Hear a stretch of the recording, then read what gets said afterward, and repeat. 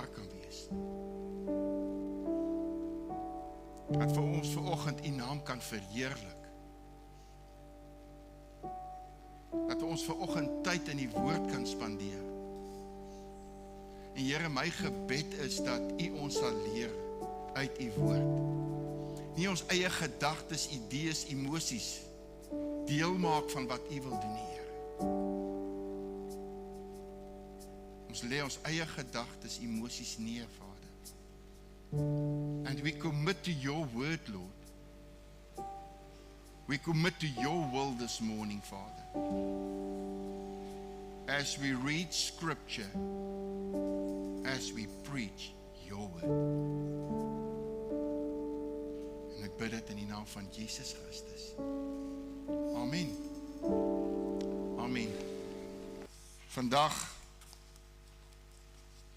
bring ek 'n woord wat ek voel die Here werklik vir ons as sy kinders het. Dit wat die Here vir my en jou het. Kom ek vra gou so, is dit lekker om hier te wees? Moenie jokkie. Is dit lekker? Wonderlik, dan praat ek eintlik met die verkeerde mense vanoggend. Maar ek dink dit is tog nodig. Die vraag, waarom kerk? Why church? Why small groups? And I trust that the Lord will show each one of us why He commanded church in His word and why small groups. In 'n besige wêreld, wie is nie besig nie? Lyk my almal is te besig, dan moet ons gesels. Ek kyk terug op hierdie naweek en ek dink vir myself, Jessie, dis die een ding op die ander. Maar iewers moet jy tyd maak vir die Here. Ons moet dit inbou, want ons leef in 'n besige wêreld. 'n Wêreld met keuses, 'n wêreld met opinies, 'n wêreld met menings. Dis waar in die wêreld wat ons leef, en in jou beroep kry jy dit ook. Want ons elkeen het verskillende beroepe. En dan kom ons by daai vraag, waarom kerk, waarom klein groepe? Waarom kom ons saam, soos nou vanoggend? En mense wat die Here se naam groot maak. Hoekom doen ons dit? Waarom behoort ons? En dan op die einde, waarom maak dit saak? Waarom maak dit saak? As ek vanoggend moet vra, hoeveel glo in Jesus? Dink ek gaan almal ons hande opsteek. Ons almal glo in Jesus, ons almal is lief vir hom. Nou hoekom kerk? Hoekom moet ons nog steeds klein groepe hê? Want baie mense het al seer gekry. Ander het weggedryf. Ander het weggedryf en hulle dissipline het vervaag in hoe die woord van God ons leer. Geloofslewe het vervlou. Of hulle het heeltemal koud geword. Dis die wêreld wat ons in leef. Dis die kerk van Christus, hoe dit lyk. Party mense glo nog. Ons sien dit, party mense glo nog, maar twyfel aan die gemeenskap. Twyfel aan die samekoms van gelowiges. Waar geloof of geloofslewe verbye 'n meer private aksie raak. 'n Private lewenstyl raak. Sien ons dit. En hulle ag dit belangrik. En dan kan die kerk eintlik vir baie mense irrelevant word. Of irrelevant lyk in vandag se lewe. Vandag gaan ons tyd afstaan en aandag hieraan gee. En hier praat ek vanoggend met myself. Die boodskappe wat ek bring, praat die Here met my. Moenie dink oor ek en my vrou in die bediening is en ons lewe volgens hoe God ons rig dat ons net 'n boodskap kry en dis vir ander, dis vir onsself ook. Die Here praat met my ook. Want in jou bediening kan dit algemeen raak. Ek doen dit nie, maar hoekom doen ek dit? Hoekom doen jy dit? Hoekom is ons vanoggend hier by mekaar? Is dit net 'n gewoonte? Is dit wat ons doen net 'n gewoonte, of is dit 'n oproep vir ons as kinders van God? En ek glo dis 'n belangrike vraag, want dit kan net 'n gewoonte raak. Ag, ek gaan kerk toe, en na kerk gaan ek huis toe, ek gaan eet en ek gaan slaap. Kan net 'n ritueel wees. En dit gaan nie oor hoekom ander gaan nie, maar hoekom ons hier is, voor God, en saam met mekaar.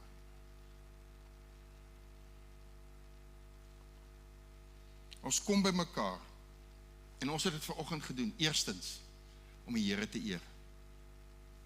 Om hom te loof, om hom te prys. Ek geniet dit, weet julle, ek geniet dit om te worship. Dit doen iets in my liggaam, dit doen iets in my gees. As ek ry, ons was die naweek het ons gery, ons het Vrydag al gery, troue gister, maar waar ek ry, waar ons gaan, worship musiek. Ek worship, en dan moet ek my kar, wat noem jy dit, cruise control sit. Want anders trap jy 'n bietjie harder, want dit raak al hoe lekkerder. Dis die realiteit van wat worship aan 'n mens doen. Dis lekker om die Here te loof, om hom te eer. So wanneer ons na 'n gesinsverband kyk, ons almal kom uit gesinne uit een of ander manier. Jy kan nie jou broers en jou susters in jou gesin kies nie. Net so kan jy nie jou geestelike broers en susters kies in die koninkryk van God nie. Die Here voeg hulle by. Dis wat in die koninkryk van God gebeur. Die Here voeg by. Ons kies nie ons geestelike familie nie. Ons is geroep. Ek en jy is geroep om mekaar lief te hê en om mekaar te aanvaar, soos wat God ons beveel in sy woord. Daar vir mekaar, om te gee vir mekaar. Nie om altyd alles te weet van mekaar nie, want dit wil ons ook weet, wat gaan in jou lewe aan? Maar nie om alles te weet van mekaar nie, maar weer om daar te wees, die een vir die ander, ongeag. Dis wat die woord van God ons leer. Waarom heg ons waarde daaraan om te behoort?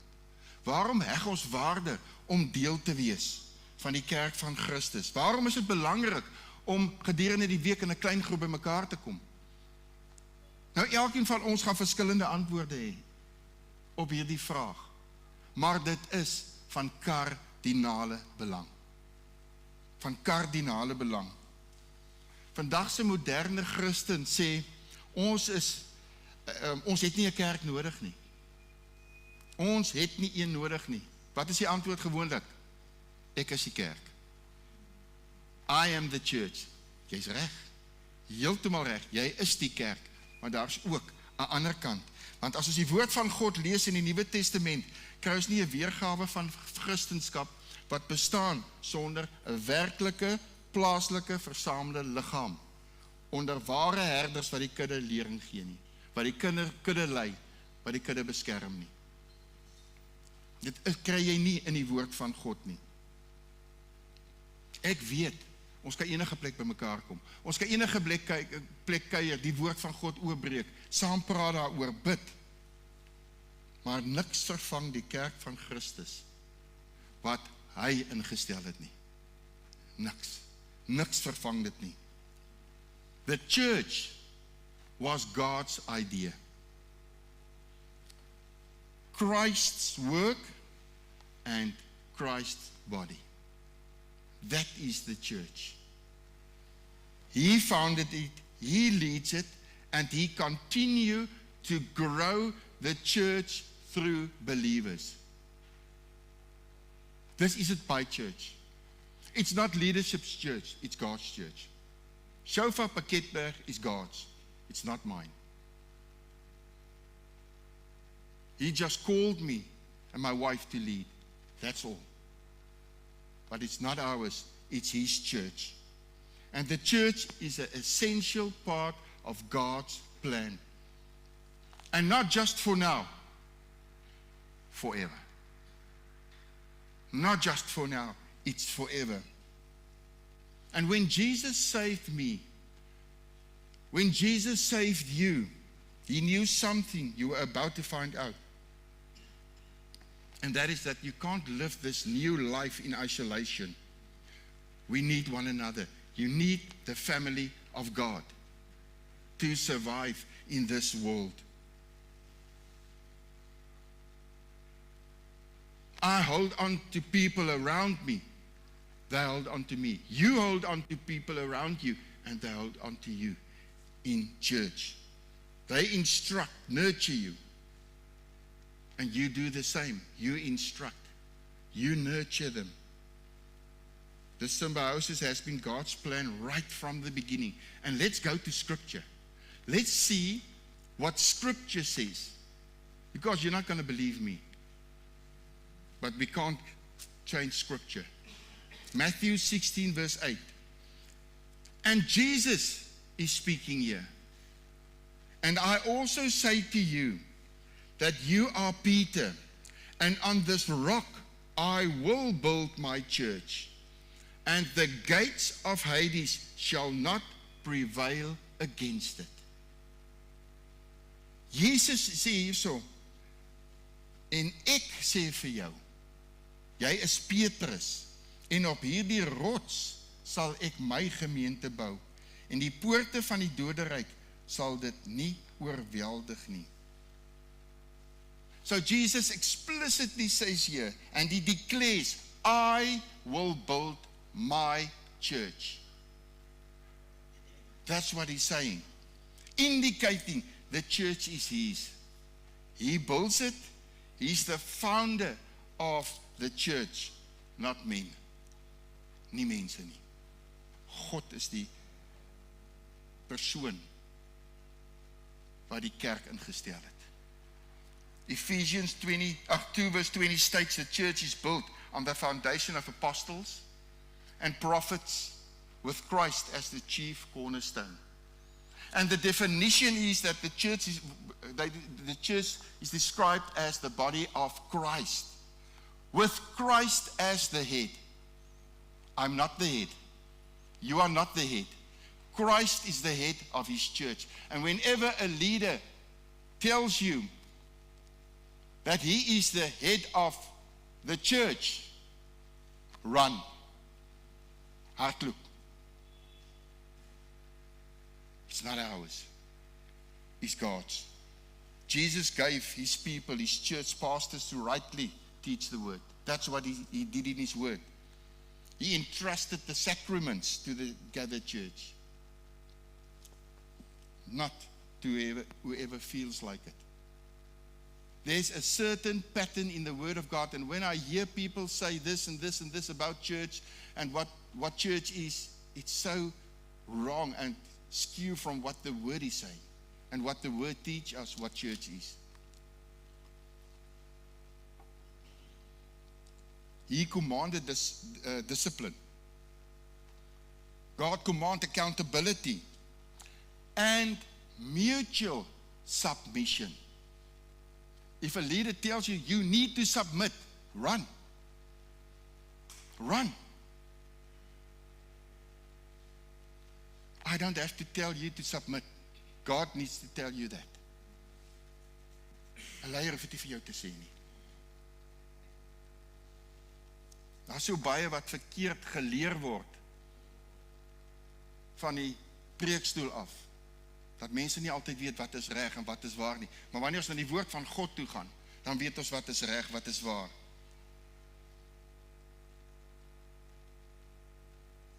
So when we say that we are the church, and we are rightly the church as individuals also, that mustn't avoid us from not going to church, the gathering. That's what God instituted. It should remind us that Christ had made us part of something bigger than ourselves. This is something bigger than me, bigger than you, and God instituted it. He ordered it, and he promised it. His grace allows us to serve in His church. His grace allows us to serve in His church. And if we are in Christ, we belong to His church, not something made up. And when we look at Scripture, it commands us that we need to be rooted in a real, embodied, shepherded community where His word is preached, not what the preacher wants to preach, his own ideas and ideology. What the word says, that needs to be preached. His gifts are given. And in that, God forms us together. He forms us. Not about legalism. It's about taking Jesus and His word, the Bible, seriously. Om sy woord, om Jesus, om God die Vader, God die Seun, God die Heilige Gees ernstig te neem. En sy woord. Nuwe Testament verminder nie die kerk tot 'n toevallige plek van samekoms of kuierplekke van Christene nie. Om 'n koffie te drink, om oor Jesus te praat, is amazing, is wonderlik. Maar dit is nie dieselfde as die kerk wat Christus ingestel het nie. As ons na sy woord gaan, is dit nie die kerk wat hy ingestel het nie. Die vroeë kerk het by mekaar gekom. As ons gaan kyk na sy woord in Handelinge 2, jy kan dit later gaan lees, vers 42 tot 47. Sal jy sien, dat die kerk ingestel is vir prediking, vir nagmaal, vir gebed, dissipline en gemeenskap. Dis hoekom die kerk ingestel is. En die Nuwe Testament verwys na 'n plaaslik gestruktureerde gemeente. Dit is wat dit is. Paulus het briewe geskryf.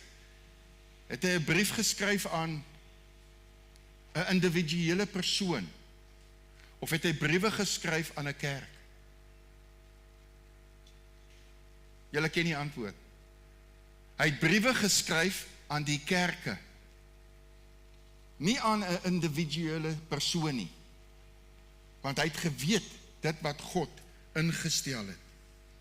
Hierdie briewe aan werklike kerke skryf met werklike leiers, met werklike probleme. Is ons sonder probleme? Nee. Alle kerke gaan deur moeilike tye. Alle kerke het uitdagings. Maar hy het dit geskryf aan kerke met werklike probleme, as ook dissipline. Dit is wat God ingestel het. Ons lees in Handelinge dat God selfs gemeenteleiers daar gestel het. Hy het hulle daar gestel om die mense te voed en te lei en oor hulle te bewaak. Dis wat God sê, to watch over our souls. Handelinge 20 vers 28. Gee dan ag op julleself en op die hele kudde, waarvoor die Heilige Gees julle as opsieners aangestel het, om as herders die gemeente van God te versorg, wat hy deur sy eie bloed verkry het. God stel in. God stel aan. En hierdie skrif, ek moet vir jou eerlik sê, gee my 'n goddelike vrees, want die laaste deel, wat hy deur sy eie bloed aangestel het.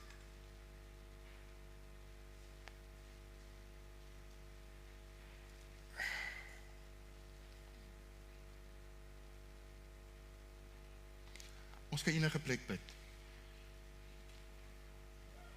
Ons kan enige plek die skrif bestudeer, die skrif lees. Enige plek mekaar aanmoedig. Niemand betwis dit nie. Dit vind plaas by die klein groep, as ook wanneer jy persoonlike tyd in die woord spandeer. Dit is wat die Here wil hê. Ons moet op ons eie tyd in die woord spandeer, tyd saam spandeer.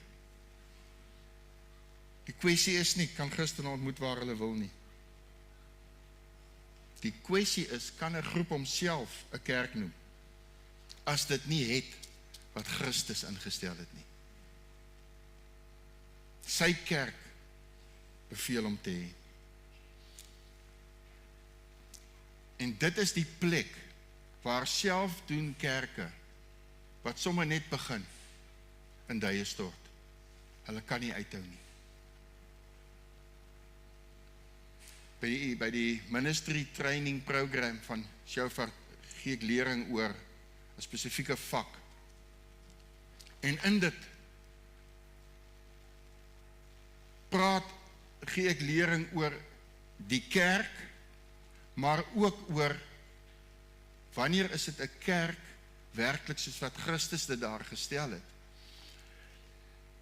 Want daar moet iemand wees wat verantwoordelik is. Daar moet 'n leierskap wees wat verantwoordelik is. Eendag het ek net mense ook 'n groep begin en ek het gevra, maar wie is die leier? Nie almal is die leier. Ek sê nou, as daar probleme is, as daar seker goed hanteer moet word, wie hanteer het? Nie wat ons besluit sommer op daai tydstip wie dit gaan doen. That's not what God instituted. That's not the church that God instituted. God entrusted an overseer to a flock. And a flock has boundaries. As jy na 'n trop skaap, waar is die boere? As jy na 'n trop skape kyk, daar is plekke waar die skaap kan in en plekke waar hy nie kan in nie. Net so het Christus boundaries ingesit. They need care, discipline, teaching and responsibility. And the casual meet-up has none of that. They haven't got it. Jesus did not leave teaching, correction, sacraments, and all that just to a volunteer. It's not volunteering. He instituted an office. A real set-apart, publicly recognized office. That's what he did. A do-it-yourself group cannot reproduce. Why? You cannot appoint yourself. Jy kan nie jouself aanstel nie. Ek kan myself nie aanstel nie. Die Here het my geroep. 12 jaar gevat voordat ek en my vrou in die bediening ingegaan het, van die dag wat hy ons geroep het, tot wat dit gebeur het. It's a calling from him. It's not someone coming in and say, okay, I'm the leader, I'm starting. God instituted the church. Forgiveness preached publicly. Absolution declared. The gospel rightly preached. The flock will be protected from wolves. The flock needs to be protected. They are not general Christian activities. They are literally attached to the pastoral office. 'n goddelike roeping. And scripture is clear when a brother sins. Die skrif is baie duidelik as 'n broer sondig. En mense, dis nie ek wat dit sê nie. Dis skrif. Dit is die skrif. If he does not listen, take him to 2 or more. If he still does not listen, what do we do then? Wat doen ons dan? En weet julle, in vandag se lewe, dan sal ons sê, o nee, menseregte, jy kan nie dit doen nie. Dis wat die woord van God sê. God's word says it. It's not me. Matthew 18 verse 17. Let's read that together. And if he refuses to hear them, tell it to the church. But if he refuses even to hear the church, let him be to you like a heathen and a tax collector. Jesus praat hier.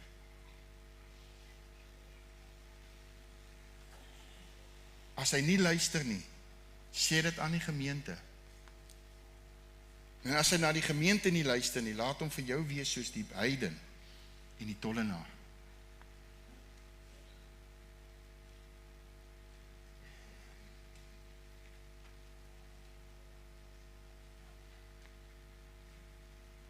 God commanded the church to correct and restore.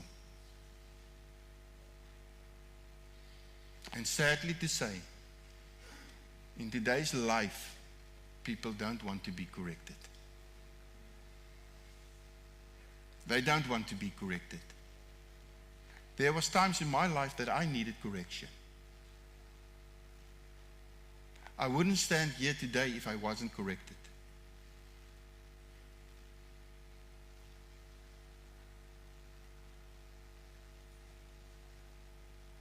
They rather get offended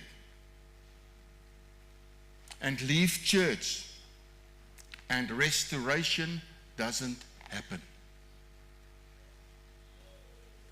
They live in sin. They live in sin, and when you correct, they leave. We don't correct. Ons doen korreksie nie deur oordeel nie. Doen dit volgens God se woord in liefde. That's how you do it. Not to judge, but to love. It doesn't go their way. I want it my way or the highway. It's not going my way, I leave. What does the word says? That's not spiritual maturity. My wife, I think Carla sent my wife a pic. I wish I could play it, but I won't. Where a woman was preaching, and she said, you need to grow up. You keep sucking on this bottle the whole time. This is wrong, that is wrong. The whole time you're just sucking on this bottle like a baby, getting offended. And that's true. Ek moet sê, ek sê Here dankbaar, in hierdie gemeente het ons al baie keer gekorrigeer. En die mense het dit met liefde aanvaar, want ons doen dit met liefde. Gelukkig is dit min.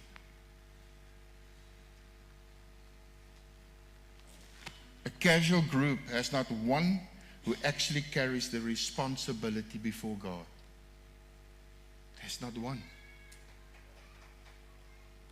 There can be a house owner or a person who takes the lead, but he's not taking the spiritual responsibility that God instituted. Maar as 'n geestelike verantwoordelikheid. Jy wat as ouderling, as leier aangestel is, jy het 'n geestelike verantwoordelikheid.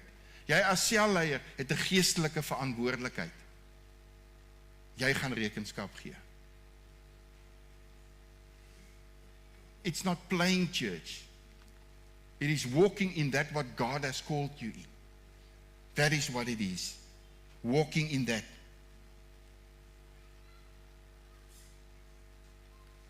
This is a body with authority. That is what it is. The Church of Jesus Christ. That what he instituted. En wanneer ons na die Nuwe Testament kyk, dan sien ons 'n duidelike, sigbare, versamelde, gestruktureerde gemeente met 'n herder. Dit is wat ons sien. Jy kan net verby hierdie gevolgtrekking kom op een manier. Want jy weet wat dit is? Om die skrif te ignoreer. Nie volgens die skrif te leef nie. Dis al hoe ons dit kan doen. So mense sê, ons is die kerk, of ek is die kerk, ons het nie 'n instelling nodig nie. Ja, jy is die kerk, maar jy is nie die hele kerk nie. Jy is die kerk, maar jy is nie die hele kerk nie. Jy sal hoor dat mense sê, ek wil my Christendom op my eie terme leef, sonder gesag. Ek wil geloof op my voorwaardes hê, nie volgens wat die woord sê nie. Dit is nie die kerk wat Jesus ingestel het nie. Nie volgens sy woord nie, maar dit is volgens westerse individualisme. Dit is wat dit is. Die kerk is waar Christus sy woord, sy sakramente, nie myne of joune nie, sy sakramente, sy dissipline, sy herders en sy teenwoordigheid beloof. Ek weet ek praat met die verkeerde mense. Die video sal later uitgaan. Why church? Why?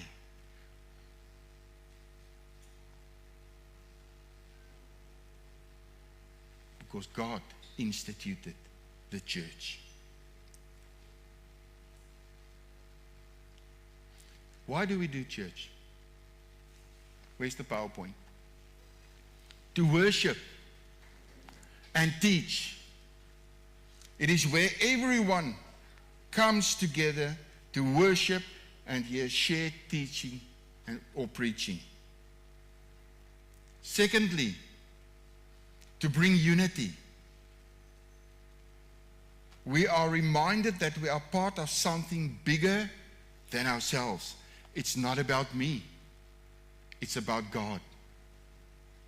Not just our own faith, but the whole community. That's what it's about. Om rigting te gee, die kerk gee visie, waardes en 'n geestelike grondslag word gevestig. Want ons moet volgens die woord van God handel. Hoekom klein groepe? Hoekom kom ons as klein groepe op 'n woensdag aand of 'n donderdag aand by mekaar? Why small groups? Hier maak ons opregte koneksies. Dit is moeilik om in 'n skare geken te word. Klein groepe is waar ons mekaar werklik leer ken. Waar ek jou op jou naam leer ken. Dis waar ons hy intieme tyd spandeer. Ons luister na jou getuienis. Want jy het 'n getuienis, jy het 'n storie wat jy wil vertel. En daar vertel jy hom, daar leef jy hom uit, as ook jou uitdagings en jou oorwinnings. Dit waarmee jy soms sukkel. We do small groups to grow. In small groups, you ask questions, talk things through, and apply what you hear at church to real life. That's what we do. Support and accountability. Church is where you gather. Small groups is where you grow.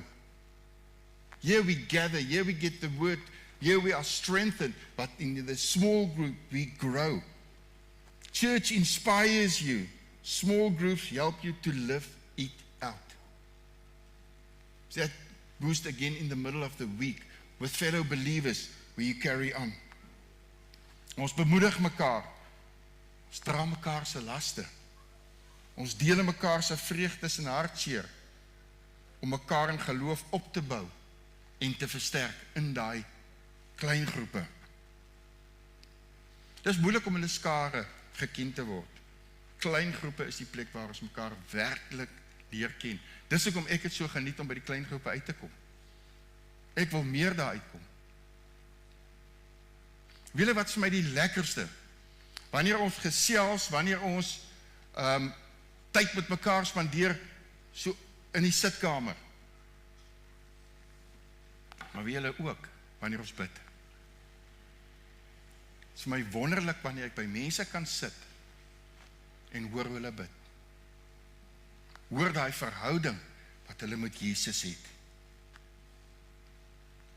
Die kerk en klein groepe funksioneer saam om 'n volledige gemeenskap van gelowiges te vorm.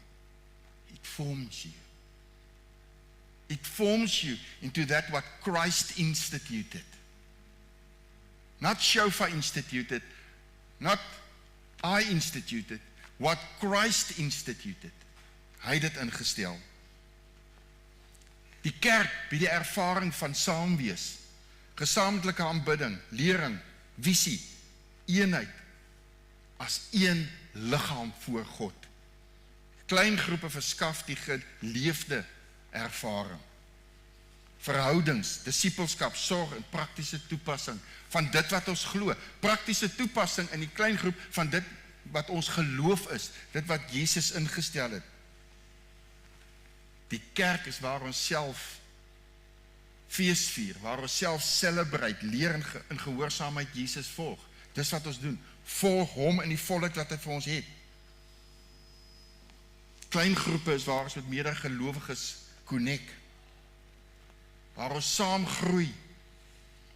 Waar ons mekaar saam persoonlik kan ondersteun. Ja, ons kan mekaar skakel ook, dis nie dieselfde nie. om by jou broer of jou suster te sit en jy sit jou hand op hulle skouer, jy bid vir hulle. Jy het daai diep gesprekke. Dit is hoe ons mekaar saam kan ondersteun. Waarom kerk? Waarom kleingroepe? Want God het dit ingestel. Together, the church and small groups within church reflect how faith is meant to be lived. Church and small groups within church reflect how faith is meant to be lived. Large enough to belong to something bigger, small enough to be known, to be loved, and to be challenged. So in the small groups, you need to challenge one another. You need to talk those things through. Hey, brother, hey, sister, where are you? How's your spiritual walk? And pray for one another. That's what we need to do. Large enough, small enough. 1. Acts 2, verse 46 to 47. So continually, daily, with one accord, in the temple, and breaking bread from house to house, they ate their food with gladness and simplicity of heart, praising God and having favor with all the people. And the Lord added to the church daily those who were being saved. A powerful scripture, 'n kragtige skrif. Ek gaan hom in Afrikaans ook lees. En dag vir dag het hulle eendragtig volhard in die tempel, in die gemeente, in die kerk. En van huis tot huis brood gebreek en hulle voedsel met blydskap en eenvoudigheid van hart geniet. Dit sê vir my, en hy sê, klein groep, eet saam. Terwyl hulle God geprys het en in guns was by die hele volk. En die Here het daagliks by die gemeente gevoeg, die wat gered is. Die kerk, sy heilige instelling deur God. Mag ons getrou bly. Mag jy getrou bly aan sy roeping. Mag ek en jy saam groei in die volheid wat Jesus vir elkeen van ons het. Ook wat hy vir ons as gemeente het. Nederige draers van sy liefde. Sy liefde wat hy vir my en jou gegee het. Saam as sy kerk. So why church? Why church?